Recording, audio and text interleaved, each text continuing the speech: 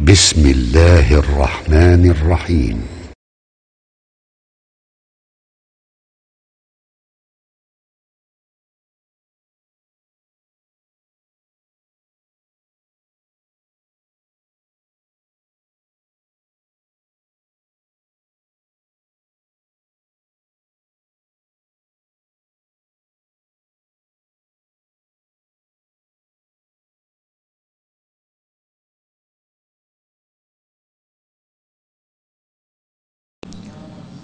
إن الحمد لله نحمده ونستعينه ونستغفره ونعوذ بالله من شرور أنفسنا ومن سيئات أعمالنا من يهده الله فلا مضل له ومن يضلله فلا هادي له وأشهد أن لا إله إلا الله وحده لا شريك له وأشهد أن محمدا عبده ورسوله صلى الله تعالى عليه وعلى آله وصحبه وسلم تسليما كثيرا يا أيها الذين آمنوا اتقوا الله حق تقاته ولا تموتن إلا وأنتم مسلمون يا أيها الناس اتقوا ربكم الذي خلقكم من نفس واحدة وخلق منها زوجها وبث منهما رجالا كثيرا ونساء واتقوا الله الذي تساءلون به والأرحام إن الله كان عليكم رقيبا يا أيها الذين آمنوا اتقوا الله وقولوا قولا سديدا يصلح لكم أعمالكم ويغفر لكم ذنوبكم ومن يطع الله ورسوله فقد فاز فوزا عظيما أما بعد فإن خير الحديث كتاب الله وخير الهدي هدي محمد صلى الله عليه وسلم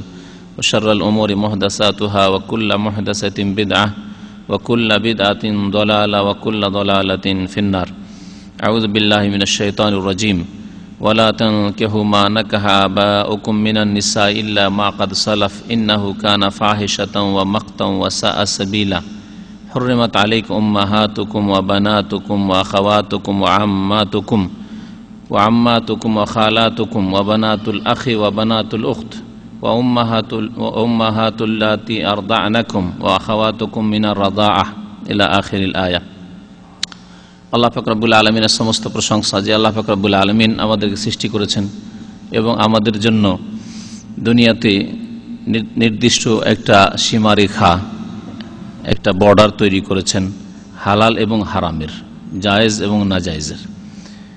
এই বর্ডারকে কোরআনে কারীম আল্লাহ পাক হুদুদ বলেছেন। হুদুদ মানে হচ্ছে বর্ডার, আল্লাহ পাকের সীমানা, আল্লাহ পাকের সীমারেখা। আল্লাহ পাক রব্বুল আলামিনের যে কোনো বস্তুর ক্ষেত্রে, যেমন খাওয়া দাওয়ার বস্তু, খাদ্যবস্তুর ক্ষেত্রে আল্লাহ পাকের সীমানা রয়েছে, পানীয় বস্তুর ক্ষেত্রে আল্লাহ পাকের সীমানা রয়েছে। সব কিছুই পান করবেন, সব কিছু খাবেন এমনটা নয়। এইরকমই যেগুলি আপনি পরিধান করছেন তার মধ্যেও হালাল এবং হারামের সীমানা রয়েছে। যেমন রেশমের কাপড় পরবেন না, স্বর্ণের অলংকার ব্যবহার করবেন না, পুরুষরা বিশেষ করে, মহিলারা করবে, কিন্তু পাত্র ব্যবহার করবেন না স্বর্ণের, চাঁদির। এইভাবে আল্লাহ পাক রব্বুল আলামিন প্রত্যেক জিনিস যা আল্লাহ দুনিয়াতে ভোগের জন্য রেখেছেন, ব্যবহারের জন্য রেখেছেন, যেগুলি মানুষের উপকারের জন্য রেখেছেন, সেগুলিকে আল্লাহ দুই ভাগে ভাগ করেছেন, হালাল এবং হারাম।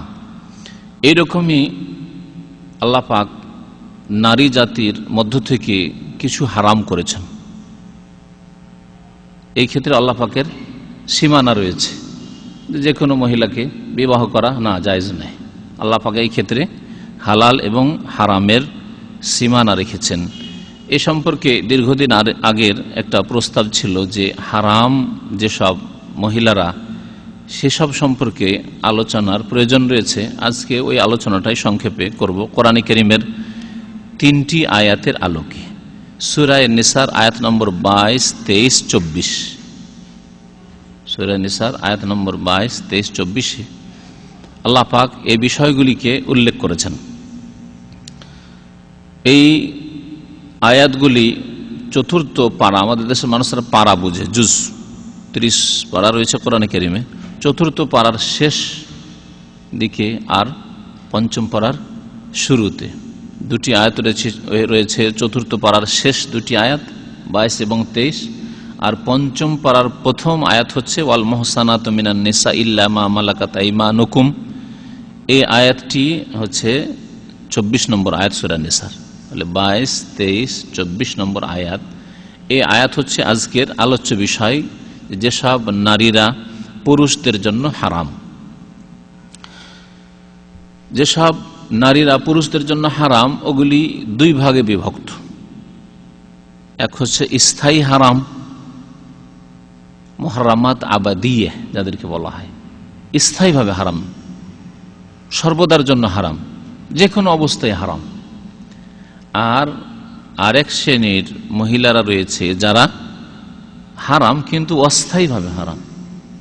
অস্থায়ীভাবে হারাম, তারা সব সময়ের জন্য হারাম নয়, বিশেষ যে অবস্থা রয়েছে সেই অবস্থা সরে গেলে, সেই অবস্থা না থাকলে সেই মহিলাগুলি হালাল হয়ে যাবে। আলোচনার শুরুতে এই বিষয়গুলি, এই ভূমিকা স্বরূপ আলোচনা করে দিলে বুঝতে সুবিধা হবে। আয়াতগুলির সংক্ষিপ্ত তাফসীর করি, তারপরে বিস্তারিত এক একটি করে বিষয় উল্লেখ করব যাতে বুঝতে সুবিধা হয়। আল্লাহ পাক রব্বুল আলামিন শুরু করেছেন আয়াত নম্বর 22-এ এই আয়াত দিয়ে, ওয়ালা তানকিহু মা নাকাহা আবাউকুম মিনান নিসা, তোমরা বিবাহ করিও না ওই সব মহিলাদেরকে যেসব মহিলাদেরকে তোমাদের বাপদাদারা বিয়ে শাদী করেছে। তোমাদের আবা, আরবি ভাষায় আবা বাপ, দাদা, তারপরে নানা, তারপরে দাদার বাপ, নানার বাপ, ওপর দিকে যতগুলি যাবে সবগুলি কিন্তু আবা। আবুন এক বচন মানে বাবা, আব্বা পিতা, আর আবা বহু বচন মানে তোমাদের বাপ দাদারা। শুধু বাপের দিক থেকে দাদা, কিন্তু মায়ের দিক থেকে মায়ের বাবা না, উপর দিকে হইতে পারে, এই দিকে হইতে পারে, ওই দিকে হইতে পারে, সবগুলিকে বাপ শব্দটি, আবা শব্দটি কোরআনে কারীমের শামিল। সুতরাং যেমন প্রথম তোমাদের বাবা যেসব মহিলাকে বিবাহ করেছে, যেসব মহিলাকে বাবা বিয়ে করেছে ওর একটি হচ্ছে আপনার মা, আপন মা, তাই না? আর অন্যগুলি একাধিক যদি বিয়ে করে থাকে, যার পেট থেকে আপনি পয়দা হননি, তারা কে? তারা শরীয়তি মা নয়, শরীয়তি মা নয়, তারা আমাদের দেশে এই জন্য সৎমা বলা হয়, তাই না? সৎমা, এটা আমার দেশি ভাষা। আল্লাহ পাক রব্বুল আলামিন ওই মা সম্পর্কে জাহিলিয়াতের যুগেও নিজের মাকে কেউ বিয়ে করতো না। যে মায়ের পেট থেকে ভূমিষ্ঠ হয়েছে সেই মাকে বিয়ে করতো না, কিন্তু জাহিলিয়াতের যুগে বাবার অন্য স্ত্রীগুলোকে, নিজ মা ছাড়া অন্যান্য যে স্ত্রীগুলো বাবার রয়েছে সেই স্ত্রীগুলিকে হালাল মনে করতো জাহিলিয়াতের যুগের মুশরিকরা। আরো মুশরিকরা হালাল মনে করত, বরং এগুলিকে নিজের মনে করতো যে এগুলি উত্তরাধিকারী হিসাবে এগুলি আমাদের ভাগে আসবে। যেমন জমি জায়গা, বাপ যদি জমি জায়গা ছেড়ে যায়, দাদা যদি ছেড়ে যায়, হ্যাঁ, তাহলে কে পাবে? ওরাই পাবে, ছেলেরা বা নাতিরা। তো ওই রকম মনে করতো যে আমার বাবা ছেড়ে গেছে, তার স্ত্রী মানে আমার মা ছাড়া সৎ মা গুলি, এগুলি আমাদের ভাগের, ইচ্ছে হলে আমরা বিয়ে করব, আগে আমরা হকদার বেশি, আর না হলে আমরা যদি ইচ্ছা করি তাহলে অন্য জায়গায় বিয়ে দেবো। যেমন বাবার জমি পেয়েছি, ইচ্ছা হলে আমরা ভোগ করব, চাষাবাদ করব, আর না হলে সেগুলি বিক্রি করব। এইরকম মনে করতো তারা, যেন বাবার স্ত্রীদেরকে, সৎ মাদেরকে অথবা দাদার স্ত্রীদেরকে, এদেরকে মনে করতো নিজের সম্পদ, এগুলি বাপদাদা থেকে পেয়েছি। এইরকম জাহিলিয়াত, অজ্ঞতা এবং বর্বরতা ছিল।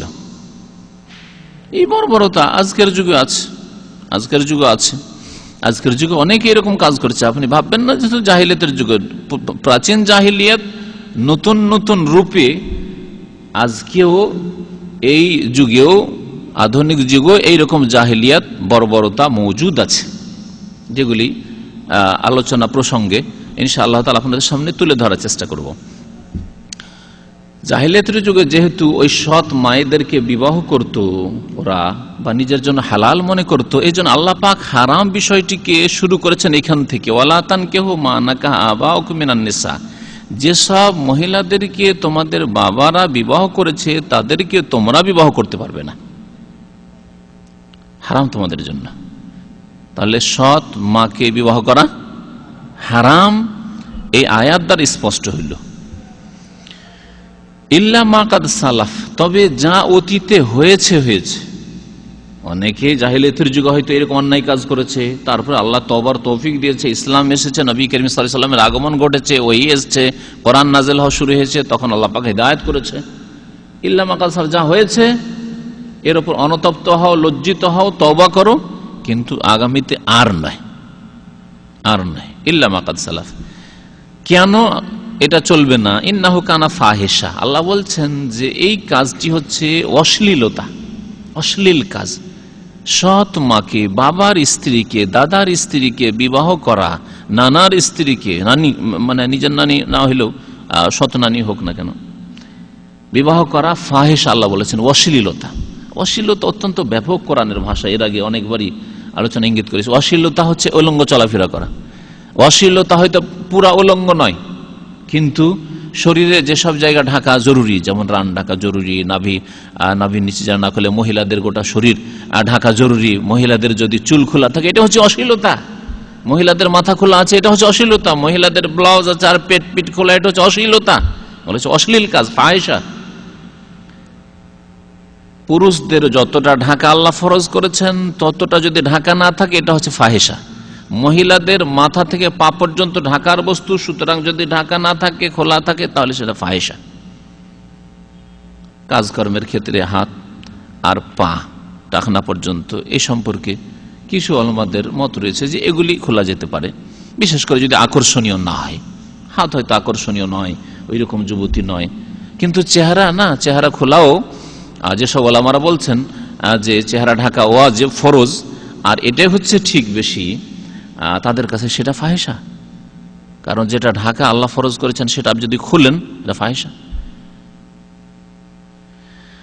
ইন্নাহু কানা ফাহিশা, ফাহিশা ওই রকমই উলঙ্গ ছবি দেখা, যেন ব্লু ফিল্ম দেখা ফাহিশা, মহিলাদের দিকে তাকানো ফাহিশা, অশ্লীলতা, মহিলাদের ছবি দেখা ফাহিশা, অশ্লীলতা। এইরকমই ফাহিশা হচ্ছে জেনা, ফাহিশা। আল্লাহ জেনাকে ফাহিশা বলেছেন, ওয়ালা তাকরাবুজ জেনা ইন্নাহু কানা ফাহিশা, ওখানে আল্লাহ বলেছেন তোমরা জেনার কাছেও যেও না, কারণ জেনা হচ্ছে অশ্লীলতা, অশ্লীল কাজ, অশ্লীল কথা, অশ্লীল কাজ, অশ্লীল কথার নাম হচ্ছে জেনা।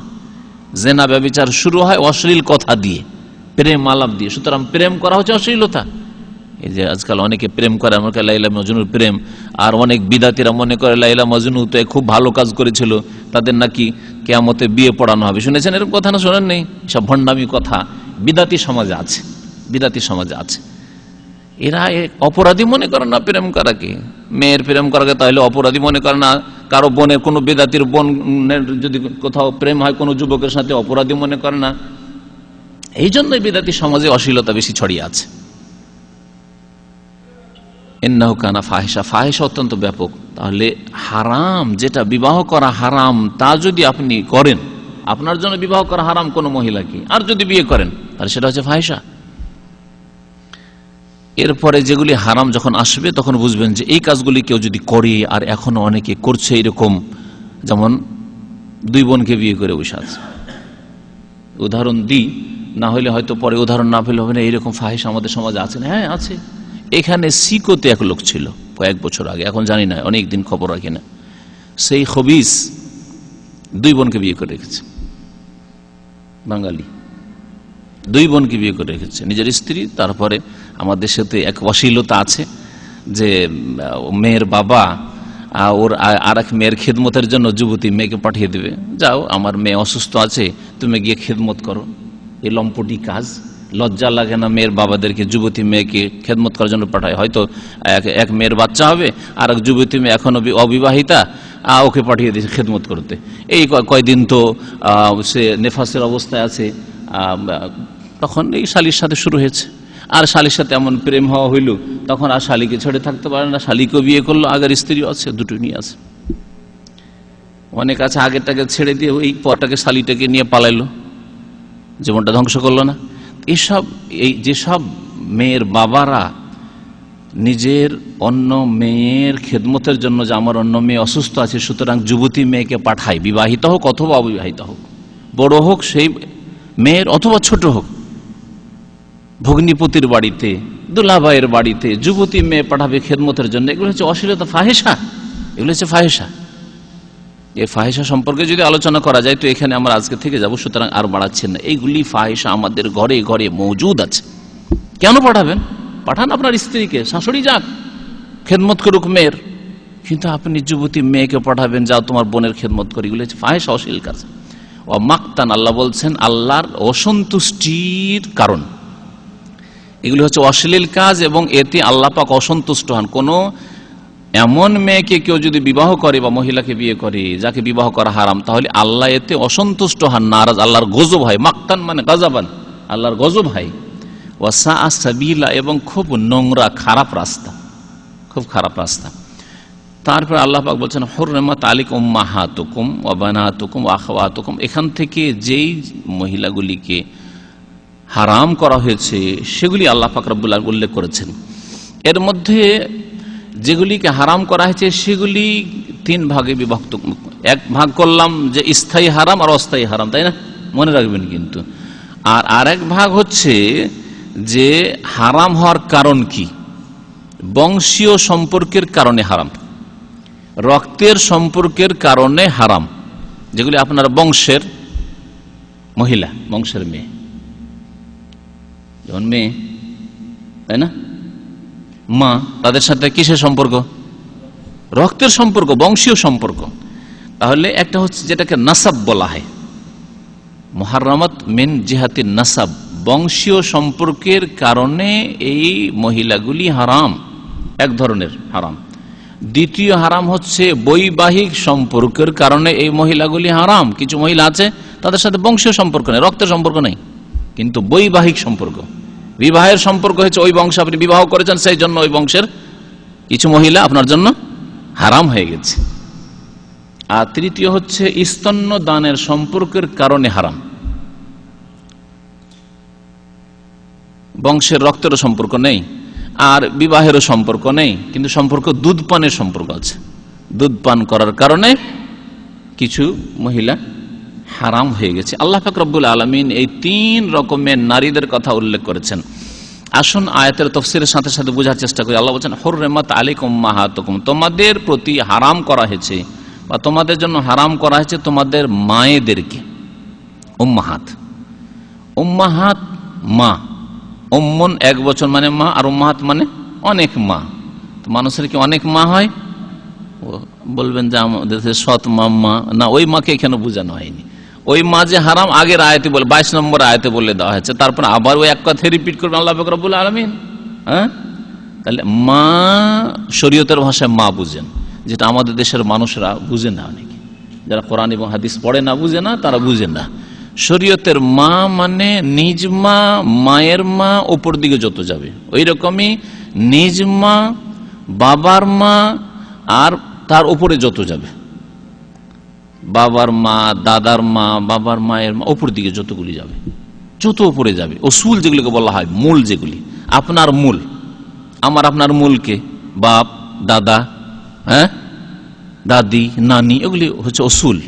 আল্লাহ পাক রব্বুল আলামিন এই মায়েদেরকে হারাম করেছেন। তাহলে শরীয়তের ভাষায় মা হচ্ছে যেমন নিজের মা, তেমন দাদি মা, তেমন নানি মা, তার উপরে গুলি দাদির মা, নানির মা, বা এগুলি হয়তো বেঁচে থাকবে না আপনার যুগে, খুব কম এগুলি।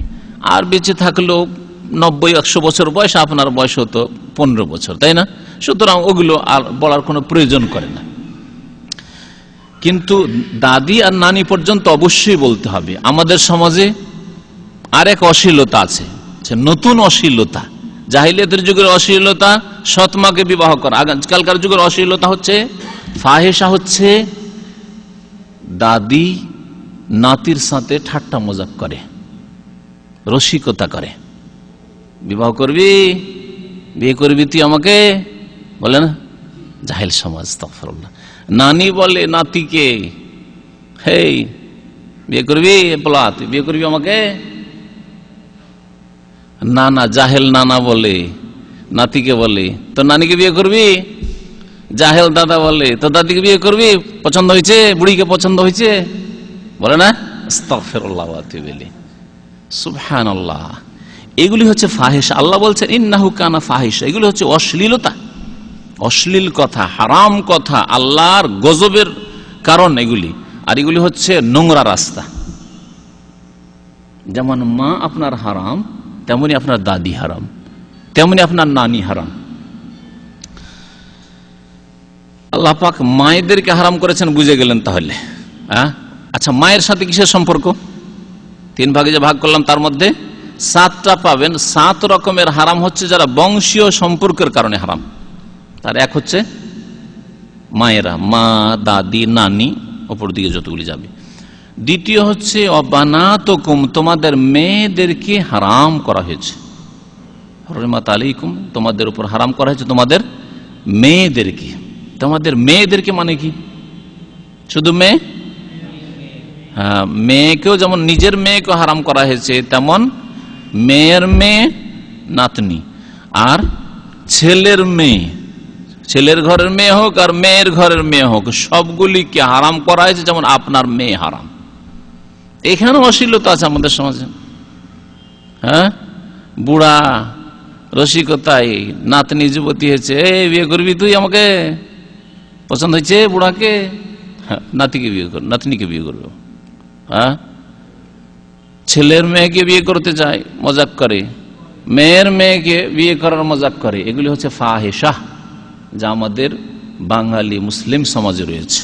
কারণ আমরা বাঙালি ঘরে মানুষ এসে আমাদের নিজের ঘরে সংশোধন করব, এবং নিজের ঘরের রোগগুলি আমাদের বেশি জানা আছে, অন্যের ঘরের রোগ আমরা জানি না বেশি। আল্লাহ পাক রব্বুল আলামিন বলছেন তোমাদের তাহলে দ্বিতীয় হারাম মেয়ে হারাম, মানে শুধু মেয়ে না, মেয়েরা, মেয়ের মেয়েরা, ছেলের মেয়েরা যত নিচে যাবে, যদি নিচে আরো কেউ থাকে, আর কেউ লম্বা বয়স পেয়ে থাকে, মেয়ের মেয়ের মেয়েকে দেখছে, ছেলের মেয়ের মেয়েকে দেখে, ছেলের ছেলের মেয়েকে দেখছে, সবগুলি হারাম। এগুলি বলা হয় ফরু। ওসুল হলো মূল, তারপরে হচ্ছে ফরু, মানে শাখা প্রশাখা। আপনার শাখা প্রশাখাতে নিচে যত মেয়ে পর্যায়ের আছে সবগুলি হারাম। অবানাতুকুম। তৃতীয় হারাম হচ্ছে এগুলিকে বলা হয় সাইড, হাওয়াসি, পাশের, আপনার মূলেও না আর আপনার শাখা প্রশাখাও না, কিন্তু আপনার সাইডে আছে, আশেপাশে আসে। ও আখাওয়াতুকুম, তোমাদের বোনেরা, তোমাদের বোনদেরকে হারাম করা হয়েছে। বোনদের সাথে কিসের সম্পর্ক? বংশীয় সম্পর্ক, রক্তের সম্পর্ক। 3 নম্বরে তোমাদের বোনদের হারাম করা হয়েছে। বোন কয় ভাগে বিভক্ত যে বোনদেরকে হারাম করা হয়েছে?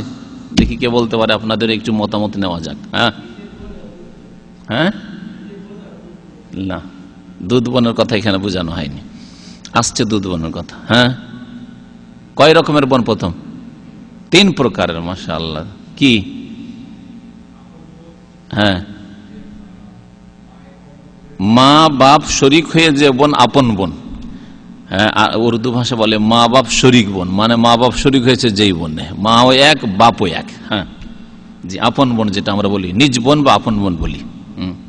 আরবিতে বলে শাকিক বা শাকিকা। জি, একই মায়ের পেট থেকে বাপও এক, মাও এক। জি, আর হ্যাঁ হ্যাঁ, আগের বাচ্চা নিয়ে এসছে যে অন্য বাবার, হয়তো না, ওটা না। বৈমাত্রীয় বৈপিত্রী, আপন আপন বোন, বৈমাত্রীয় আর বৈপিত্রীয়। মা আলাদা, বাপ এক।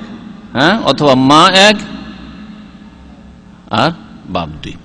বৈমাত্রী আর বৈপিত্রী, এই 3 রকম বোন সবগুলি সমান, অর্থাৎ আমাদের দেশে বলা সৎ বোন। সৎ বোন হারাম। সৎ বোন মানে বাপ এক কিন্তু মা 2। তো অন্য মায়ের পেট থেকে যে বোন হয়েছে, এই বোনগুলির সাথে অনেক জাহিলরা মজাক করে। জাহিল ছেলে, মূর্খ ছেলেদেরকে মজাক করতে দেখা যায়। পার্থক্য মনে করে যে আমার এটা মায়ের পেটের বোন এটা, আর এটা হচ্ছে সৎ বোন। সৎ বোন, সৎ বোনকে অনেক সময় রহস্য মজাক করে, তুই ওই ছেলেটা বিয়ে করবি তুই, অথচ নিজের বোন। নিজের বোনকে বলবেন না ওটা, এগুলি অশ্লীলতা।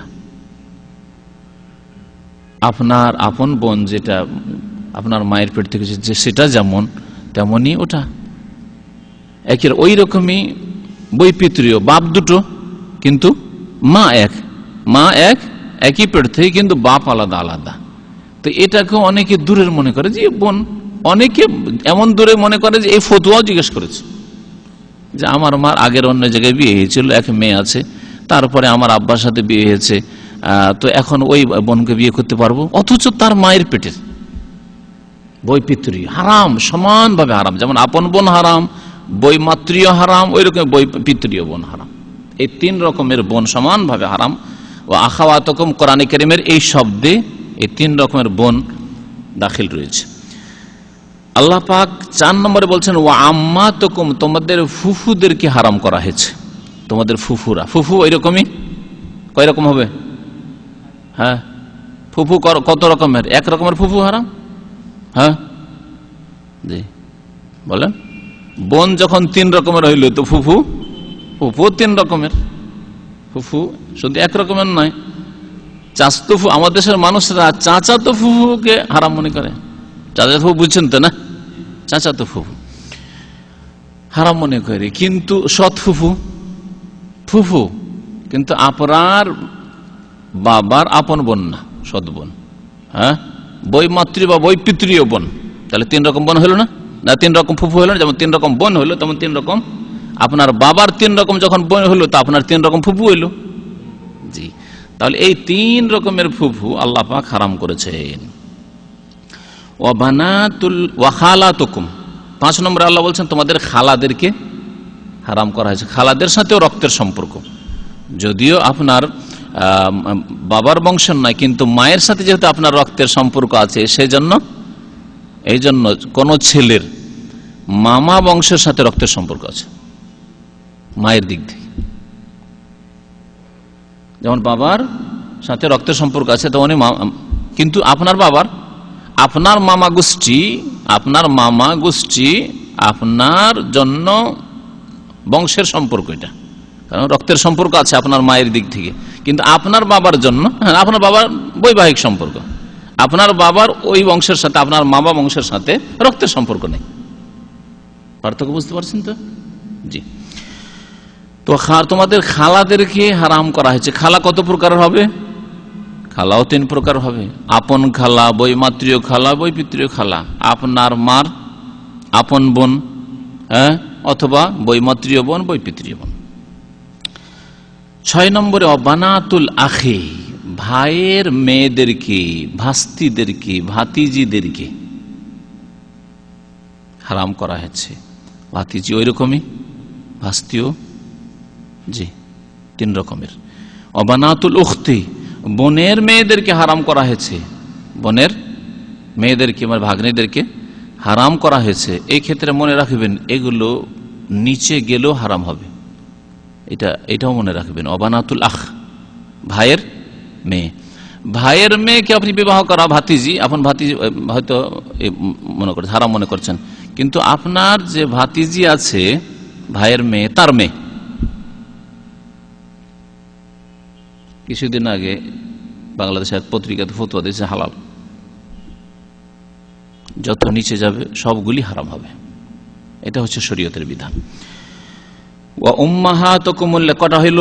7 রকম হয়ে গেল। বললাম যে বংশীয় সম্পর্কের কারণে 7 রকমের মহিলারা হচ্ছে হারাম, এই 7 রকমের হয়ে গেল। আল্লাহ পাক রব্বুল আলামিন তারপরে 2 রকমের আর মহিলাদেরকে হারাম উল্লেখ করেছেন, যাদের সাথে দুধের সম্পর্কের কারণে হারাম করা হয়েছে তাদেরকে। আল্লাহ বলছেন উম্মাহাতুকুম আল্লাতী আরদানাকুম, তোমাদের ওই মায়েরা তোমাদের জন্য হারাম যারা তোমাদেরকে স্তন্য দান করেছে। তোমাদের যে মায়েরা স্তন্য দান করেছে, তাহলে স্তন্য দানকারিণী মা যদি একাধিক মা স্তন্য দান করে, কয়েক মায়ের আপনি দুধ পান করেছে, সবগুলি হারাম। আর আল্লাহ পাক তারপরে বলছেন ওয়া আখাওয়াতুকুম মিনার রাদা, আর তোমাদের দুধ বোন যেগুলি আছে, দুধ বোনগুলিকে তোমাদের জন্য হারাম করা হয়েছে। ওইভাবে এই 2টো হয়ে গেল। তাহলে 7 আর 2 কতটা হলো? 9টা হলো। এখন আল্লাহ পাক রব্বুল আলামিন 3য় সম্পর্ক বলেছিলাম, 3 সম্পর্কের কারণে হারাম বলেছিলাম না? আরেকটা সম্পর্কে কি বলেছিলাম? দুধ পানের হয়ে গেল। বিবাহের সম্পর্কের কারণে, বৈবাহিক সম্পর্কের কারণে যে মহিলারা হারাম, আল্লাহ বলছেন উম্মাহাতুন নিসাইকুম, তোমাদের স্ত্রীদের মায়েদেরকে হারাম করা হয়েছে। স্ত্রীর মায়ের সাথে, স্ত্রীর মাকে, শাশুড়ি, শাশুড়ির সাথে আপনার কিসের সম্পর্ক বলেন? রক্তের সম্পর্ক? আপনার স্ত্রীর রক্তের সম্পর্ক, আপনার কিসের রক্তের সম্পর্ক? হ্যাঁ, দুধের সম্পর্ক? দুধ খেয়েছেন না? তাও না। কিসের সম্পর্ক তাহলে? বিবাহের সম্পর্ক। আপনি তার মেয়েকে কবুল করেছেন, বিয়ে করেছেন সেই জন্য বৈবাহিক সম্পর্ক। বৈবাহিক সম্পর্কের কারণে শাশুড়ি হারাম। যেমন শাশুড়ি হারাম এখানে মনে রাখবেন, উম্মাহাতুন নিসা, তোমাদের বিবিদের মা মানে মায়ের ওপরে যত যাবে। নানি শাশুড়ি হারাম, দাদি শাশুড়ি হারাম। আপনার স্ত্রীর মা যেমন হারাম তেমন স্ত্রীর দাদি হারাম, স্ত্রীর নানি হারাম, ওপর দিকে যত যাবে। 10টা হয়ে গেল। ওয়ারাবাইবুকুম আল্লাতী ফি হুজুরিকুম মিন নিসাইকুম আল্লাতী দাখালতুম বিহিন্নাহ, স্ত্রীর মেয়েরা। 11 নম্বরে হচ্ছে স্ত্রীর মেয়ে। স্ত্রীর মেয়ে কেমন? হ্যাঁ, স্ত্রীর মেয়ে তো বলবেন যে আপনার আমার মেয়ে, আপনটা না। এখানে আল্লাহ পাক আপনটা বুঝাইতে চান। আপনটা হলে তো বানাতো আগে চলে এসছে যে তোমাদের মেয়েরা হারাম। তো স্ত্রী, আপনার স্ত্রী আগে কোথাও বিবাহ হয়েছিল, বিবাহ হওয়ার পরে ওখান থেকে মেয়ে জন্মেছে, ওই মেয়ে নিয়ে আপনার ঘরে এসছে। সাধারণত এইরকম মেয়ে মা সাথে করে নিয়ে আসে। কোথায় মেয়েকে ছেড়ে আসবে? সাথে নিয়ে আসে।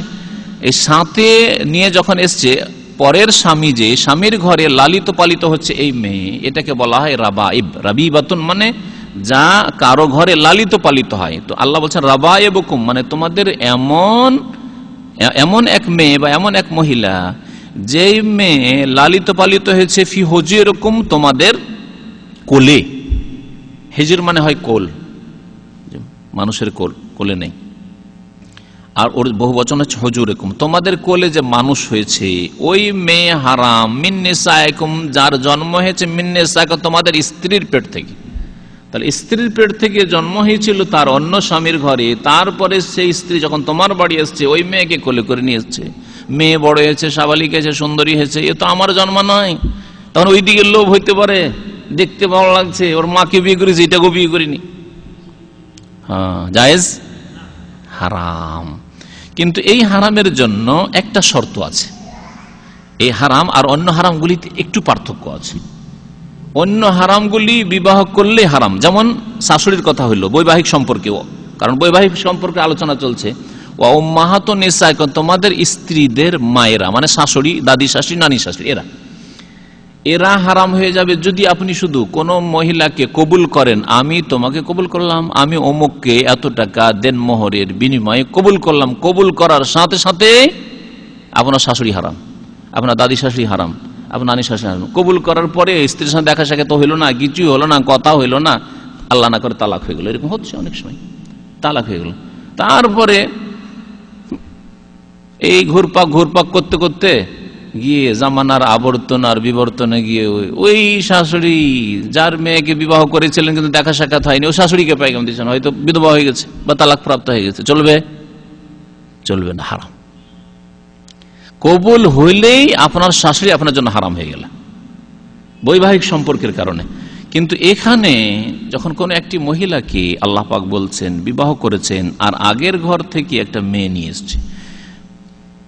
এসছে, আসার পরে যদি তার সাথে মানে ওই মেয়ের মা যেটা আপনার স্ত্রী হয়েছে, আপনার স্ত্রীর সাথে যদি আপনার দেখা সাক্ষাৎ হয়ে যায়, মিলন হয়ে যায়, তাহলে ওই মেয়ে হারাম হবে।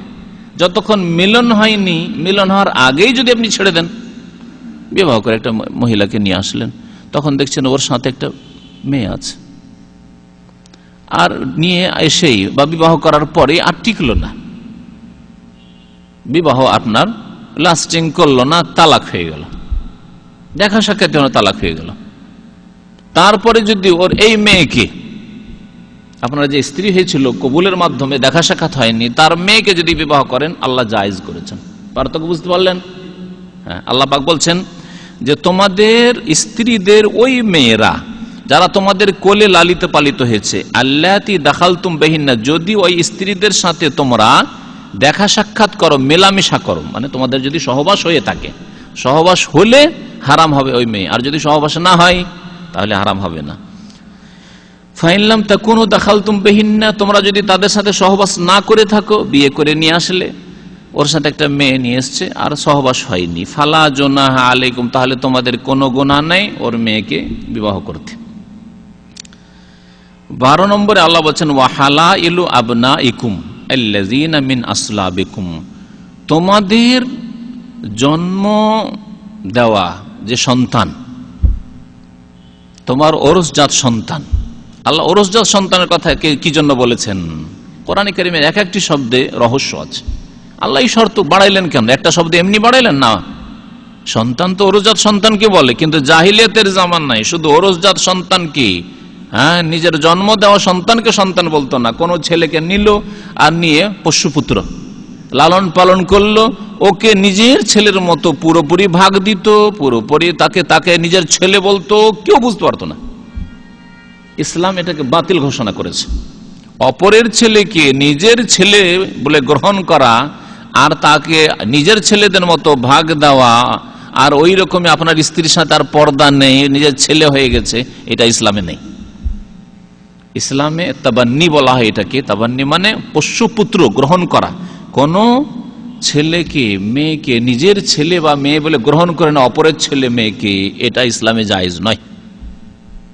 নবী করিম জাহিলিয়াতের জামানে এটা ছিল। নবী করিম সাল্লাল্লাহু আলাইহি ওয়াসাল্লাম নবী হওয়ার পূর্বে যায়েদ বিন হারেসা গোলাম হয়ে আসলেন। যায়েদ বিন হারেসা তখন তাকে নবী করিম সাল্লাল্লাহু আলাইহি ওয়াসাল্লাম নিজের ছেলে হিসাবে গ্রহণ করেছেন জাহিলিয়াতের তরিকায়। কারণ বাপ দাদা ওইভাবে কোনো ছেলে ভালো লাগলে এটাকে আমি ছেলে মানুষ করব, এটাকে আমি ছেলে করব, এইভাবে পোষ্যপুত্র গ্রহণ করতো। নবী সাল্লাল্লাহু আলাইহি ওয়াসাল্লাম যায়েদ বিন হারেসাকে গ্রহণ করেছিলেন। তারপরে দীর্ঘদিন কাটলো, ইসলাম আসলো, কোরআন নাজিল হওয়া শুরু হলো, নবী হইলেন।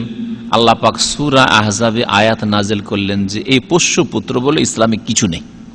উদউহুম লিআবাইহিম হুয়া আকসাতু ইনদাল্লাহ, আল্লাহ পাক বলছেন যে কোনো মানুষকে তাদের বাবার নাম ধরে ডাকো, যে অমুকের ছেলে অমুক। জাহেলিয়াতের যুগে এত প্রসিদ্ধ হয়েছিল যায়েদ বিন হারেসা বলে কেউ জানতো না। যায়েদ বিন মুহাম্মদ, মুহাম্মদের ছেলে যায়েদ, মুহাম্মদের ছেলে যায়েদ সাল্লাল্লাহু আলাইহি ওয়াসাল্লাম। কোরআন নাজিল হওয়ার আগে পর্যন্ত, এমনকি সূরা আহজাব নাজিল হওয়া পর্যন্ত যায়েদ বিন মুহাম্মদ বলে ডাকা হইতো যায়েদ বিন হারেসাকে। তারপর আল্লাহ যখন নিষেধ করে দিলে উদউহুম লিআবাইহিম, তাদের বাপের নাম ধরে ডাকা হয়, যে হারেসার ছেলে যায়েদ, মুহাম্মদের ছেলে যায়েদ না। হুয়া আকসাতু ইনদাল্লাহ, এটাই আল্লাহর কাছে ন্যায় নীতি, এটা হচ্ছে সুবিচার।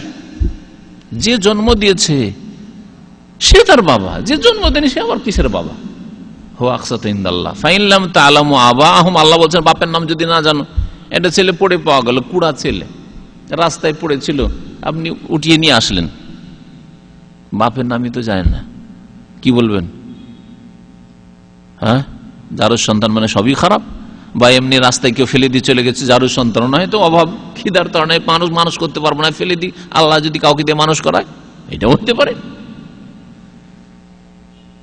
যারুর সন্তান হলেই খারাপ হয় না। কোন কোন মজহাবে ফতুয়া আছে, ভুল ফতুয়া আছে, যারুর সন্তানের ইমামতি মাকরুহ। আমাদের দেশীয় মজহাবে ফতুয়া আছে এটা, যারুর সন্তান যদি আল্লামাও হয়ে যায়, আর বড় শেখ হয়ে যায়, আর হাফেজ আর কারি হয়ে যায়, তবু নাকি তার ইমামত মাকরুহ। কোরআন হাদিসে এসব বিষয় নেই। যারুর সন্তান যদি সৎভাবে মানুষ হয়, আর তারপরে সে যদি ভালো মানুষ পরহেজগার হয়ে যায়, তাহলে সে আপনার আমার চাইতে শ্রেষ্ঠ। সে আপনার আমার চাইতে শ্রেষ্ঠ হইতে পারে। আমার মধ্যে আপনার মধ্যে যদি গুনাহ থাকে, তাহলে একজন যারুর সন্তান আল্লাহওয়ালা হয়ে নেক পরহেজগার হয়ে, সে আপনার আমার চাইতে শ্রেষ্ঠ হইতে পারে। তার দোষটা কোথায়? দোষ হচ্ছে তার মায়ের, তার বাবার। তারা লুচ্চামি করেছে, এই ছেলের দোষ কোথায়? ছেলে তো মাসুম নিষ্পাপ, সে জীবনটাকে যদি ভালো করে গড়ে তাহলে ভালো কথা। কিন্তু সাধারণত যারুর সন্তানদের লালন পালন ভালো হয় না আমাদের সমাজে। ফুটপাতে পাওয়া গেছে, ফুটপাতে ছেড়ে দেয়, আর এইরকম হয়ে অমানুষে মানুষ হয়, সেই জন্য চোর ডাকাত বাটমার বেনামাজি বেদিন হয়। কিন্তু সেই ছেলেকে যদি ভালো আদব কায়দা শেখানো হয়, তো ছেলে কুল্লু মাউলুদিন ইউলাদু আলাল ফিতরা, নবী সাল্লাল্লাহু আলাইহি ওয়াসাল্লাম বলেছেন প্রত্যেক শিশু জন্মায় ইসলামের ফিতরাতের উপর। যারুর সন্তান ইসলামের ফিতরাতের উপর জন্মেছে, ওর দোষটা কোথায়? বড় হওয়ার পরে তার পারিপার্শ্বিক অবস্থার কারণে, পরিবেশ খারাপ পাওয়ার কারণে সে খারাপ হয়েছে হয়তো। ফাইনলাম তাআলাম আবাহুম, আল্লাহ বলছেন যদি বাপের নাম না জানো, কারো বাবার নামই জানা নেই, যে কার ছেলে তাও জানা নেই। ফাইখওয়ানুকুম ফিদ্দীন, তোমাদের ধর্মীয় ভাই বলো। ভাই কেমন আছেন? সিদ্দিক ভাই, হ্যাঁ অমুক ভাই, আব্দুল্লাহ ভাই, আব্দুর রহমান ভাই, এরকম বলেন। বলবেন না এই বেটা, এ পোলা আমার তুই ছেলে না, ভাই বল। ফাইখওয়ানুকুম ফিদ্দীন, তোমাদের ধর্মীয় ভাই। আও মাওয়ালিকুম, অথবা তোমাদের দাস দাসী, অমুকের দাস বললো, অমুকের গোলাম, এটা বলো। যদি দাস প্রথা কোন সময় থাকে, আজকাল উঠে গেছে, বাস্তবে উঠে গেছে, শরীয়তে এই বিধান আছে, যদি এরকম পরিস্থিতি তৈরি হয় তাহলে। আর আল্লাহ বলছে মাওয়ালিকুম, হয় গোলাম বলো, আর না হলে দিনী ভাই বলো। দিনী ভাই, ইন্নামাল মুমিনুনা ইখওয়া, মুমিন মুসলিমরা প্রত্যেকে একে অপরের ভাই। আল্লাহ পাক রব্বুল আলামিন বলছেন যে ওয়াহালাইলু আবনাইকুম, তোমাদের ছেলেদের বউরা, হালিলাতুন মানে বউ, বউ মানে স্ত্রী, তোমাদের ছেলেদের স্ত্রী, ছেলেদের স্ত্রীদেরকে কি বলি আমরা? হ্যাঁ, বৌমা, তাই না? এই বৌমা, কারণ অনেক এলাকাতে আবার স্ত্রীকে বউ বলে, এটা অমুকের বউ মানে অমুকের স্ত্রী, ওয়াইফের ক্ষেত্রে ব্যবহার করে, এটা বউ মানে বৌমা। আল্লাহ এখানে হালিলা বলেছে হালাইলু আবনাইকুম, তোমাদের স্ত্রীদের, তোমাদের ছেলেদের স্ত্রী হালিলা, তোমাদের বৌমা। আল্লাযীনা, ওই সব ছেলেরা যারা তোমাদের ওরসজাত সন্তান, যদি বানানো সন্তান হয়, পোষ্যপুত্র হয়, আর তার পোষ্যপুত্রের যদি স্ত্রী হয় তাহলে হারাম হবে? হ্যাঁ বলেন, পোষ্যপুত্র, একটা ছেলেকে ছোট থেকে মানুষ করেছেন, আর মানুষ করার পর নিজের বাড়িতে লালিত পালিত একেবারে নিজের ছেলের মতো, ও জানে যেটা আমার বাপ, আর আপনিও জানেন যেটা আমার ছেলে, ছেলের মতো দেখেন, এক বাড়িতে এরকম বহু লোক এরকম কাজ করে। আর তারপরে ওই ছেলের বিবাহ দিলেন, যে ছেলেটা পোষ্যপুত্র আপনার, হয়তো কোনো খালাতো ভাই মামাতো ভাই নিয়েছেন, না হয় ওই শালির ঘর থেকে নিয়েছেন, না হয় ওই শালার ঘর থেকে নিয়েছেন, কারো ঘর থেকে নিয়েছেন আপনি, এরকম নেই আমাদের সমাজের লোকেরা, ওই ভাইয়ের কাছ থেকে নিয়েছে, যা যে কোনো কারো কাছে নিয়েছে, তারপর ওর কাছে নিজের ছেলে বলে বিবাহ দিল, বিবাহ দেওয়ার পরে ওইটাই বৌমা হয়ে গেল। এটা বৌমা না, এটা জাহেলিয়াতের যুগের বৌমা, এটা হচ্ছে জাহেলিয়াতের যুগের বৌমা। আল্লাহ এই জন্য বলছে আল্লাযীনা মিন আসলাবিকুম, ওই ছেলেরা, যেই ছেলের তোমার ওরসজাত সন্তান, তাদের স্ত্রীরা তোমাদের জন্য হারাম। তাহলে এর দ্বারা কি জানলাম? বৈবাহিক সম্পর্কের কারণে বৌমা মানে ছেলের স্ত্রী হচ্ছে হারাম। এই ক্ষেত্রে ছেলে শুধু বিয়ে করেছে, বিয়ে করার পরে ছেড়ে দিয়েছে, মনে রাখেন মাসলা, ছেলে বিয়ে করে দেখা সাক্ষাৎ হয়নি, তাদের মেলামেশা হয়নি, ছেড়ে দিয়েছে। আপনি যদি বিয়ে করতে চান পারবেন না, শুধু একটি ক্ষেত্রে যেটা এর আগে বলে দেওয়া হয়েছে, ওই যে আপনার স্ত্রী অন্য ঘর থেকে মেয়ে নিয়েছে, ওই ক্ষেত্রে শুধু। বাকি বাবার বিয়ের ক্ষেত্রে ওই রকমই, ছেলের বিবাহের ক্ষেত্রে ওই রকম। ছেলে বিয়ে করেছে, বিয়ে করার পরে তালাক দিয়েছে, আপনার জন্য হারাম হয়ে গেছে। আপনার আব্বা বিয়ে করেছে, বিয়ে করার পরে সাথে সাথে তালাক দিয়ে দিয়েছে, আপনার জন্য হারাম হয়ে গেছে, সৎমা সেটা। আল্লাহ পাক রব্বুল আলামিন 13 নম্বরে বলছেন ওয়া আন তাজমাউ বাইনাল উখতাইন, আর এটাও আল্লাহ হারাম করেছেন যে দুই বোনকে তোমরা একত্রিত করবে। এক বোনকে বিয়ে করেছো, তারপর আরেকটা বোন ভালো লাগলো, অথবা আরেক বোনের সাথে প্রেম হয়ে গেল। আমাদের দেশে যে অধিকাংশ পরিবারে, সুবহানাল্লাহ, আশ্চর্য হয়ে যাবেন, অনেক নামাজি পরিবার, নামাজি পরিবার, আর তাদের পর্দা কেমন জানেন? তাদের পর্দা হচ্ছে গ্রামের লোকের কাছে পর্দা নেই, এত গ্রামের মানুষ, পর্দা এরকম, পর্দার সংজ্ঞা তাদের কাছে এরকম। গ্রামের লোকের কাছে আমার পর্দা, গ্রামের লোক আছেন কি ভাই, ঢুকলো ভিতরে, কিচ্ছু ব্যাপার না, বললো না হয় না বললো, আওয়াজ দিল না হয় না দিল, ঢুকে পড়লো, একবার ভিতর ঘরে ঢুকে পড়ছে, গ্রামের লোকের জন্য ফ্রি। আচ্ছা, তারপরে দুলাভাই ভগ্নিপতি, এদের জন্য কোনো ব্যাপার না, ওদের আবার পর্দা কি, দুলাভাই, হ্যাঁ এটা তো আমার বোন জামাই, ইত্যাদি ইত্যাদি, সুবহানাল্লাহ, এটা আমার শালি, এখানে আবার পর্দা কি, শালিকে আবার পর্দা করতে হবে, আউযুবিল্লাহ, এটা তোমার ভাবি। এই ভাবি আর শালি, এই দুই ফিতনা, বড় ফিতনা আমাদের মুসলিম সমাজের, আমাদের দেশে। ভাবি আর শালি, ভাবি মানে কোনো ব্যাপার না, ভাবির ঘরে বসে আছে ঘন্টার ঘন্টা, ভাবির ঘরে বিছানায় ঘুমাচ্ছে, ভাবি ওইদিকে উঠানে কাজ করছে, আর এতে ভাবির ঘরে ঘুমাচ্ছে, ভাবিকে কাজে আসতে হচ্ছে। এই করে কত যে আশ্চর্য আশ্চর্য ঘটনা হচ্ছে। রিয়াজের একটা ঘটনা, এক শয়তান দেশে গেছে, দেশে যাওয়ার পরে ভাবির সাথে প্রেম করেছে, ওর ভাই ওইখানে আছে, দুই ভাই এখানে, ভাবির সাথে প্রেম করেছে, ভাবির সাথে প্রেম করে ভাবিকে বিবাহ করে চলে এসছে, ভাবিকে বিবাহ করে এখানে ঘুষ দিয়ে ভিসা বের করেছে। ভাবি দেশে থাকলে আবার ভাই গিয়ে দখল করতে পারে, উঠিয়ে নিয়ে চলে এসছে সৌদি আরব। এই রিপোর্ট আমার কাছে আছে। জি, সুবহানাল্লাহ। এগুলো কেন হইল? এই যে ভাবি মানে পর্দা নেই, ওখানে আবার পর্দা কি, শালি মানে পর্দা নেই, গ্রামের মানুষ, এগুলো গ্রামের লোক তো পর্দা নেই, এখানে কোন এক মহিলার খবর, পর্দা করেন না, লোকগুলোর সামনে চলে আসে। তখন আমার ওয়াইফ ওই মহিলাকে বলেছে যে কেমন কথা, আপনি এইভাবে এইসব পুরুষদের কাছে চলে যান, এদের সামনে চলে যান, আশ্চর্য কথা। বলছে এরা আমার গায়ের ছোড়া, ছোড়া বুঝেন? হ্যাঁ, গায়ের ছোড়া, গায়ের ছেলে, গ্রামের ছেলে। সুবহানাল্লাহ, গ্রামের ছেলে, গ্রামের ছেলে। প্রথম কথা, গ্রাম মানে ওর ডিস্ট্রিক্টেরও না, পাশের ডিস্ট্রিক্টের ছেলে, নাম্বার ওয়ান, খোঁজ নেওয়া গেল পরে। দুই নম্বর কথা, গ্রামের হইল কি জায়েজ, যেমন গ্রামের গুলি শরীয়তের হুকুমে, তেমনি অপর ডিস্ট্রিক্টের, তেমনি অন্য ভাষী, একই সমান বিধান, একই সমান শরীয়তের বিধান। আশ্চর্য হয়ে যাবেন এগুলো, তিক্ত অভিজ্ঞতা, বানিয়ে বলছি না। তো এই হচ্ছে আমাদের মুসলিম সমাজের অবস্থা, যার ফলে চরিত্রহীন, চরিত্র খারাপ, তাদের চরিত্র কখনো ভালো নয়। ভালো অনেক মহিলারা ভালো থাকলে, ভালো থাকার চেষ্টা করলে ভালো থাকতে পারে না, কারণ তাদেরকে ভালো থাকতে দেওয়া হয় না।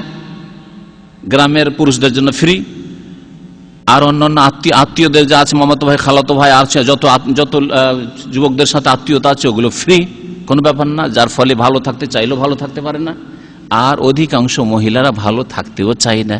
ওই দিক থেকে যদি একটু এক কদম বাড়ানো হয়, তো মহিলার পক্ষ থেকে, যুবতীর পক্ষ থেকে আর 2 কদম বাড়ানো হয়, যার ফলে ভালো থাকে না, যার ফলে ভালো থাকে না আমাদের সমাজের মেয়েরা।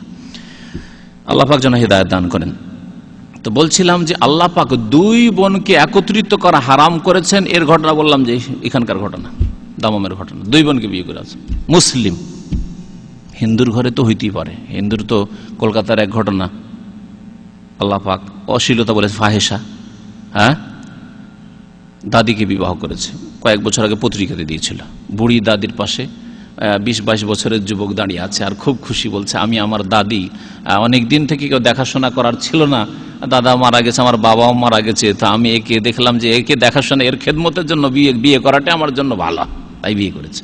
সে হিন্দুর ঘরে হইতে পারে, ইহুদি খ্রিস্টানের ঘরে হইতে পারে, যাদের কাছে আল্লাহ প্রদত্ত কোনো বিধান নেই। কিন্তু আপনার ঘরে আল্লাহ প্রদত্ত কোরআন কারীম রয়েছে, শরীয়তের বিধান রয়েছে, হালাল হারাম স্পষ্ট রয়েছে, তারপরেও শালী বিবাহ করা নিয়ে চলে এসছে, ভাবিকে বিবাহ করে উঠিয়ে নিয়ে চলে এসছে। এসব কোনো কাল্পনিক ঘটনার বাস্তব ঘটনা। মনে রাখবেন, কোন ব্যক্তি যতগুলি হারাম বলা হইল বা যতগুলি হারাম শরীয়তে আছে মেয়েরা, তাদেরকে যদি বিবাহ করে তাহলে সে হালাল মনে করলো, তাই না? সে কি মনে করলো? হালাল মনে করলো, সেজন্য বিবাহ করলো। আর যদি আল্লাহ পাকের কোন হারাম বস্তুকে, হারাম ব্যক্তিকে, বিবাহের ক্ষেত্রে হোক, খাওয়ার ক্ষেত্রে হোক, যে কোনো ক্ষেত্রে হোক, হারামকে যদি হালাল মনে করে, তাহলে সেই ব্যক্তি মুসলিম নয়, মুরতাদ, সে হচ্ছে মুরতাদ। এই জন্য 2 বোনকে যে একত্রিত করে বিয়ে করলো, এক বোনকে বিয়ে করে আছে, আর এক বোনকে বিয়ে করলো, যে কোনো ভাবে হোক না, প্রেম করে হোক আর যেভাবে হোক, বাবা রাজি থাক আর নাই থাক, যেভাবে করুক, তাহলে সেই ব্যক্তি মুরতাদ, মুসলিম না। যদিও নামাজি, যদিও হজ করেছে, যদিও যতই কিছু করুক না কেন, সে মুরতাদ, মুসলিম নয়।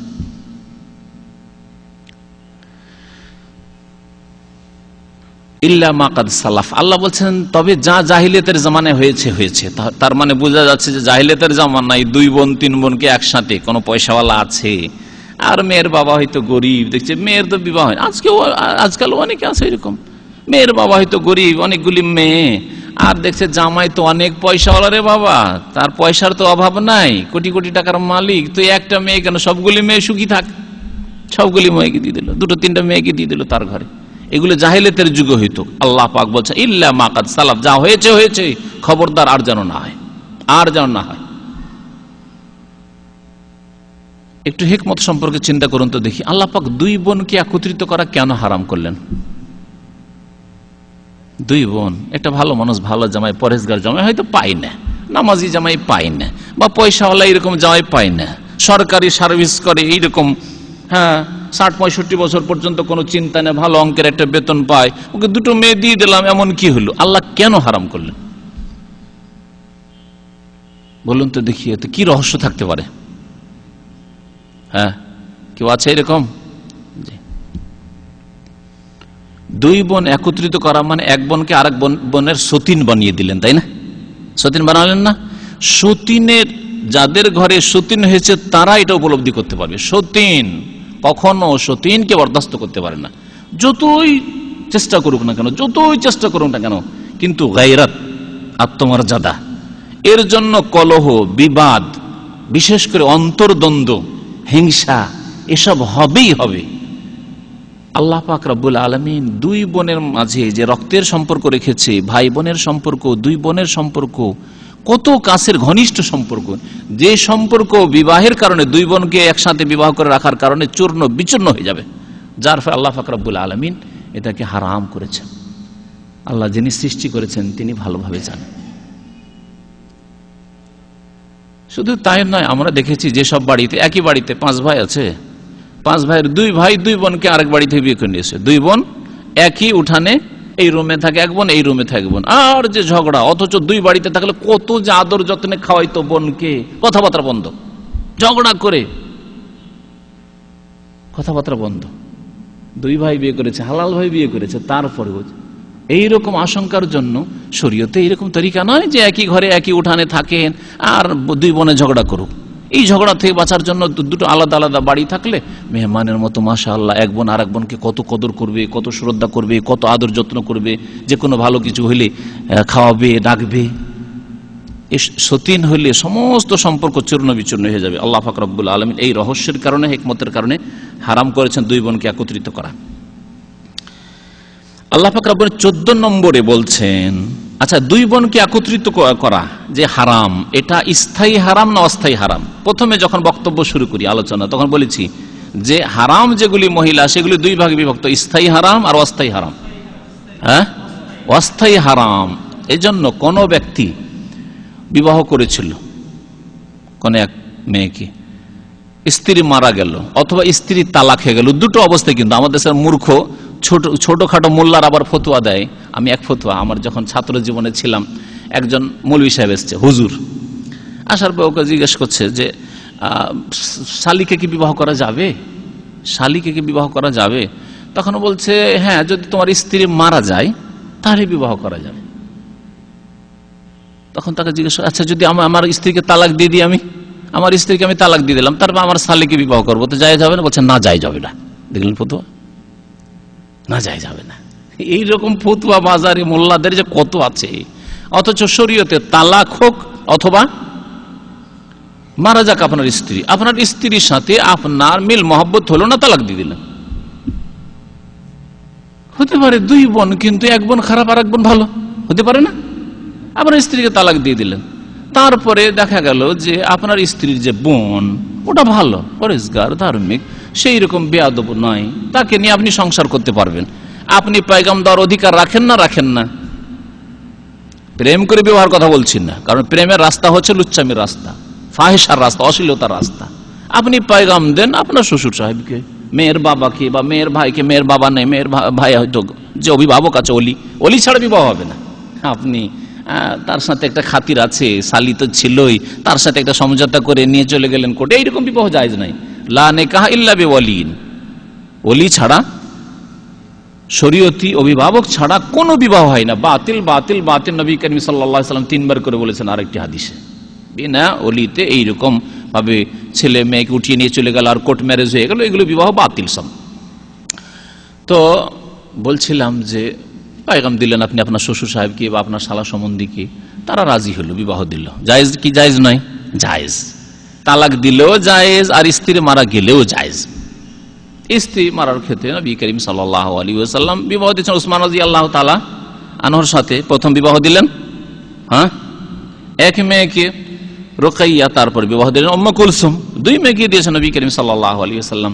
এছাড়া তালাকের ক্ষেত্রেও জায়েজ আছে, কিন্তু যদি এই ক্ষেত্রে মেয়ের বাবার অধিকার আছে, যদি তালাক আপনি জুলুম করে দেন অথবা তালাক দেওয়ার কারণে তারা মনে করে যে আমার এক মেয়েকে তালাক দিচ্ছে, এই মেয়েকে তালাক দিতে পারে, আমরা দেবো না, তাদের অধিকার আছে, তাদের মেয়ে, আপনার কোনো অধিকার নেই সেখানে, তাহলে অস্থায়ী হারাম নয়। আল্লাহ পাক রব্বুল আলামিন 14 নম্বরে আরেক শ্রেণীর মহিলাদের কথা বলছেন, এক মহিলা নয়, আরেক শ্রেণীর বহু মহিলার কথা বলছেন যাদেরকে বিবাহ করা হারাম, কিন্তু অস্থায়ীভাবে হারাম। 5ম পারার 1ম আয়াত, ওয়াল মুহসানাতু মিনান নিসা, বিবাহিতা মহিলারা, আল্লাহ বলছেন ওয়াল মুহসানাতু, ওয়াল মুহসানা মানে এখানে মুতাজাওয়াজাত, বিবাহিতা, বিবাহিতা মহিলাদেরকে বিবাহ করা হারাম। ওই আগের আয়াতের সাথে সম্পর্ক, হুররিমাত আলাইকুম আল মুহসানাতু মিনান নিসা, বিবাহিতা মহিলাদেরকে বিবাহ করা তোমাদের জন্য হারাম করা হয়েছে। কোন মেয়ের বিবাহ হয়ে গেছে, বিবাহ করতে পারবেন? এদিকে ভাইরা তাকাচ্ছে, মনে হচ্ছে যে সুযোগ সুবিধা আছে মনে হয় নাকি। কোন মেয়ের, আপনার গ্রামের একটা মেয়ে ছিল, আপনার বিবাহ করার খুব ইচ্ছা ছিল, কিন্তু আপনি বিদেশে থাকতে থাকতে ওইদিকে বিক্রি হয়ে গেছে, বিবাহ হয়ে গেছে। দেশে গিয়ে কোন রকমের তাল এদিক সেদিক করে আপনি মেয়েকে রাজি করে ফেললেন, জায়েজ? জায়েজ নাই, জায়েজ নাই। ওয়াল মুহসানাতু মিনান নিসা, যেই মেয়ের বিবাহ হয়ে গেছে সেই মেয়েকে বিবাহ করা হারাম যতক্ষণ পর্যন্ত বিবাহ বন্ধনে আছে। তাহলে কখন হালাল হইতে পারে? এটা হচ্ছে অস্থায়ী হারাম। কখন হালাল হইতে পারে? স্বামী মারা গেছে, তারপর ইদ্যত পার হয়েছে, স্বামী মারা গেছে, ইদ্যত পার হয়েছে, অথবা তালাক হয়ে গেছে শরীয়তের আলোকে, যা শরীয়ত সম্মত তালাক হইতে হবে, জবরদস্তি তালাক না। ধরলাম ছেলেকে, ওই মেয়ের স্বামীকে, মহিলার স্বামীকে ধরলাম, এই টিপ দে, সই কর, তুই তালাক দে, তালাক নামা লিখে সই নিয়ে তারপরে তার স্ত্রীকে নিয়ে গেল। এরকম ঘটনা বড় বড় বহু নেতারাও করে। এইসব ঘটনা আপনারা অনেকে জানেন হয়তো। কখনো স্ত্রী তালাক হবে না। জবরদস্তি কারো কাছ থেকে তালাক নিলে কখনো তালাক হবে না, জবরদস্তি তালাক হয় না, সম্মতির সাথে তালাক দিতে হবে। তো আল্লাহ পাক রব্বুল বলছেন যে বিবাহিতা মহিলাদেরকে তোমাদের উপর হারাম করা হয়েছে। কখন হালাল হবে? স্বামী মারা গেলে, তারপর ইদ্যত পার হবে, অথবা তালাক হয়ে যাওয়ার পরে ইদ্যত পার হবে, তারপরে সম্মতিতে তালাক হইতে হবে, তারপর ইদ্যত পার হইতে হবে। যে ইদ্যতগুলি আল্লাহ পাক কোরআনে কারীমে উল্লেখ করেছেন। পেটে বাচ্চা থাকলে একরকমের ইদ্যত, যদি মাসিক ঋতু আলা মহিলা হয়, মাসিক ঋতু হচ্ছে, তাহলে তার ইদ্যত আল্লাহ পাক 3 হাইজ বলেছেন। যদি মাসিক ঋতু বন্ধ হয়ে গেছে অথবা নাবালিকা মাসিক ঋতু আসেইনি, তাহলে আল্লাহ 3 মাস বলেছেন, ইত্যাদি ইত্যাদি। কত রকম বললাম? 14 রকমের মহিলাদেরকে আল্লাহ পাক রব্বুল আলামিন হারাম করেছেন। এর সাথে একটি বিষয় আর সংযোজন করতে হবে, ওই 2 বোনের সাথে। 2 বোনকে একসাথে বিয়ে করে রাখা যেমন হারাম, তেমনি আপনার স্ত্রী আর তার ফুফুকে একত্রিত করা হারাম। ওই রকমই আরেকটা হারাম হচ্ছে আপনার স্ত্রী আর তার খালাকে, আপন খালাকে, আপন খালা বা বৈমাত্রীয় বৈপিত্রীয় 3 রকমেরই খালা মনে রাখবেন। ওই রকম ফুফুর ক্ষেত্রে যেমন বিস্তারিত আগে বলেছি, আপন ফুফু, বৈমাত্রীয় বৈপিত্রীয় ফুফু। তো আপনার স্ত্রীকে, স্ত্রী আছে আর স্ত্রীর ফুফুকে বিবাহ করছেন স্ত্রী বেঁচে থাকতে, জমা করা হারাম। ওই রকমই যেমন 2 বোনকে একত্রিত করা হারাম, ওই রকম আপনার স্ত্রী আর তার খালাকে একত্রিত করা হারাম, যেমন 2 বোনকে একত্রিত করা হারাম। কোরআনে কারীমে আল্লাহ পাক ওয়ান তাজমাউ বাইনাল উখতাইন, 2 বোনের কথা উল্লেখ করেছেন। আর নবী করিম সাল্লাল্লাহু আলাইহি সাল্লামের সহিহ বুখারীর হাদিস রয়েছে, সহিহ মুসলিমের হাদিস রয়েছে, একই রকমের হারাম। কখনো এটা ভাববেন না যে একটা কোরআনে কারীমে আছে মাসলা, সেজন্য সেটা একবারে শক্ত হারাম, আর হাদিস আছে সেজন্য এটা হালকা হারাম। দুটোতে কোনো পার্থক্য নেই। এই জন্য মনে রাখবেন এই আকীদার বিষয়টি, যে কোন সহিহ হাদিস দ্বারা কোন মাসলা যদি প্রমাণিত হয়ে যায় সহিহ হাদিস দ্বারা, অর্থাৎ রাসূলুল্লাহ সাল্লাল্লাহু আলাইহি ওয়াসাল্লামের কথা দ্বারা বা কাজ দ্বারা, তাহলে সেটা কোরআনের মতো, সেটা কোরআনে কারীমের মতো। কারণ আল্লাহ বলছেন ওমান ইউতির রাসূলা ফাকাদ আতা আল্লাহ, যে রাসূলকে মানলো সাল্লাল্লাহু আলাইহি ওয়াসাল্লাম সে আল্লাহকে মানলো। তাহলে যে হাদিস মানলো সে কোরআন মানলো, আর যে হাদিস মানলো না বলছে যে কোরআনে তো শুধু 2 বোনকে বিবাহ করা হারাম করেছেন, কিন্তু আমার স্ত্রীর ফুফুটা দেখতে সুন্দরী, বা আমার স্ত্রীর ফুফুটা বয়স বেশি হয়ে যাচ্ছে, বিয়ে শাদী হচ্ছে না, তা আমি বিয়ে করিনি, চলবে? আমার স্ত্রীর খালা দেখতে সুন্দরী, বিয়ে করিনি, না, চলবে না। একই রকমের হারাম। যেমন 2 বোনকে বিবাহ করলে মুরতাদ হয়ে যায়, তেমনি কেউ যদি স্ত্রীর খালাকে বিবাহ করে, স্ত্রীর ফুফুকে বিয়ে করে, তাহলে মুরতাদ হয়ে যাবে। নবী করিম সাল্লাল্লাহু আলাইহি ওয়াসাল্লামের হাদিসগুলো শুনে, 2টি হাদিস আবু হুরায়রা থেকে বর্ণিত, বুখারীতে আছে, মুসলিমে আছে। নবী সাল্লাল্লাহু বলছেন লা ইউজমাউ বাইনাল মারআতি ওয়া আম্মাতিহা, স্ত্রী এবং তার ফুফুকে একত্রিত করা যাবে না। ওয়ালা বাইনাল মারআতি ওয়া খালাতিহা, স্ত্রী এবং তার খালাকে একত্রিত করা যাবে না। মুত্তাফাকুন আলাইহি, বুখারী মুসলিমে হাদিসটি রয়েছে। আর একটি হাদিস মুসলিমে রয়েছে অন্য ভাষায়, একই ভাব অর্থ। আন্না রাসূলুল্লাহ সাল্লাল্লাহু আলাইহি ওয়াসাল্লাম নাহা, নবী সাল্লাল্লাহু আলাইহি ওয়াসাল্লাম নিষেধ করেছেন, আন আরবাই নিসওয়াতিন, 4 শ্রেণীর মহিলাদেরকে একত্রিত করতে, 4 মহিলাকে একত্রিত করতে। কে? আইয়ুজমা বাইনাহুন্না, তাদেরকে একত্রিত করতে, আল মারআতু আম্মাতিহা, আপনার স্ত্রী আর তার ফুফু, দুই হয়ে গেল। আর অল মারআতু আপনার স্ত্রী, ওয়া খালাতিহা তার খালা, কে একত্রিত করা নবী করিম সাল্লাল্লাহু আলাইহি ওয়াসাল্লাম নিষেধ করেছেন। রাওয়াহু মুসলিম, হাদিসটি সহিহ মুসলিমে রয়েছে। তো আয়াতের তাফসীর করতে গিয়ে মোটামুটি সবগুলি মাসলা পাড়ায় চলে এসছে। একটি কথা শুধু বাকি আছে, সেটা হচ্ছে দুধ পানের কারণে হারাম। নবী করিম সাল্লাল্লাহু আলাইহি ওয়াসাল্লাম একটি হাদিস রয়েছে, ইন্নাল্লাহ হাররামা মিনার রাযাআতি মা হাররামা মিনান নাসাব, বংশীয় সম্পর্কের কারণে যেসব মহিলারা হারাম, তারা দুধ পানের কারণে হারাম হয়ে যাবে। বংশের সম্পর্কের কারণে, রক্তের সম্পর্কের কারণে যেসব মহিলারা হারাম, সেসব মহিলারা দুধ পান করলেও হারাম হয়ে যাবে। যেমন দুধ বংশীয় সম্পর্কের কারণে, উদাহরণস্বরূপ মা হারাম, দুধ পান করলে দুধ মা হারাম হয়ে যাবে। ওই রকম বংশের সম্পর্কের জন্য মেয়ে হারাম, দুধ পান করলে দুধ মেয়ে হারাম হয়ে যাবে। বংশীয় সম্পর্কের কারণে বোন হারাম, ওই রকমই দুধ বোন হারাম হয়ে যাবে। দুধ ফুফু, দুধ খালা হারাম হয়ে যাবে। এইভাবে ভাতিজি, ভাগ্নি হারাম হয়ে যাবে। ইন্নাল্লাহ হাররামা মিনার রাযাআতি মা হাররামা মিনান নাসাব, নবী করিম সাল্লাল্লাহু আলাইহি ওয়াসাল্লামের সহিহ বুখারীর হাদিস, সহিহ মুসলিমের হাদিস। তো আশা করি এই বিষয়গুলি সবগুলি স্পষ্ট হয়ে গেছে। আল্লাহ পাক রব্বুল আলামিন আমাদের হালাল হারাম জানার তৌফিক দান করেন এবং হালাল হারাম যাচাই বাছাই করার তৌফিক দান করেন। কোরআন এবং হাদিসে আল্লাহ পাক ইলম যেন আমাদেরকে দান করেন এবং কোরআন সুন্নাহ মোতাবেক আমাদের জীবনযাপন আল্লাহ পাক যেন তৌফিক দান করেন। আল্লাহ পাক রব্বুল আলামিন আমাদের হালালে যেন বরকত দান করেন এবং হারাম কাজ থেকে, হারাম কথা থেকে, হারাম আচরণ থেকে, হারাম খাদ্য থেকে, হারাম পানীয় থেকে, হারাম সমস্ত বস্তু থেকে আল্লাহ পাক আমাদের যেন হেফাজত করেন। ওয়া সাল্লাল্লাহু আলা নবিয়িনা মুহাম্মদ ওয়া আলা আলিহি ওয়া সাহবিহি।